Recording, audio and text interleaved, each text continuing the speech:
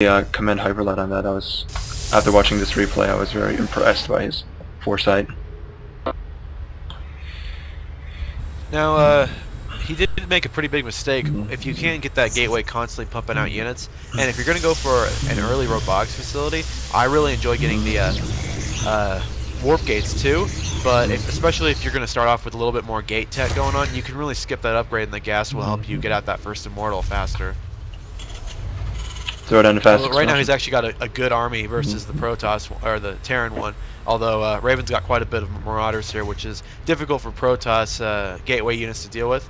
Of course, he's got 2 warp gates out and 2 immortals. That's going to make a big difference there. Raven has quite a bit of Marauders and Marines here, but they do not have stim, and they do have potential shells. Brilliant force field. Oh, so brilliant. And that pretty much negates that attack. He could come in and finish up these 2 Marauders, but no, his response was a little slow. As you can see, I threw it on my fast expand. Well, like I said... Oh, that's good. Let's see, this is a 2 racks, and oh, you're getting that factory up. You're going for a kind of like a 1-1-1 after 2 racks is early harasser. That's pretty good. And of course, fairly early expansion here. Those Marauders should be able to hold the line against all these earlier gateway units. Of those 3 immortals, I think he could actually take this down if he turned around. People say Marines are good counter immortals, and they're definitely cost for cost better, but when it comes down to it, immortals are very powerful units that aren't used very often, and they're really pretty good against Marines. So if he had done a push here, or at least chrono boosted out 1 more immortal, he definitely could have done a lot of damage. Yeah, I mean 20 damage is still a lot. And then that 50 damage is just insane. I fell in love with that 50 damage. Yeah. It's amazing. I mean, a lot of people don't complain about Immortal overpowered, but 50 damage to any armored target is amazing. I really enjoy going 1 gate 2 robo against Terran because a lot of them like to wall off and attack with early Marauders like Raven did. And that wall off is just completely obliterated by 2 to 4 Immortals with that early push. Now, usually these kind of early aggro rushes wouldn't work, but Delta Quadrant has a very short rush distance, which is kind of why I went for it. I just figured that I would be able to get in and do some damage before he would be able to reinforce.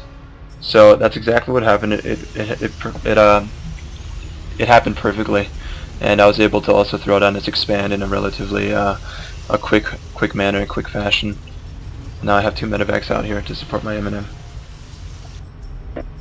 The Protoss player is doing very well, and when I watched Husky's video about defending against early Marauder Marine pushing, you need those sentry force fields, etc.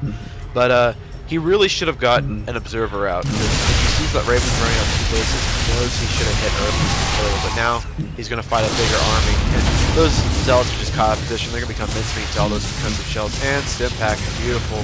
Oh, force field, but Raven doesn't care. He's just going to load up those medevacs and just spawn them there like a horrible cheating Terran. Okay.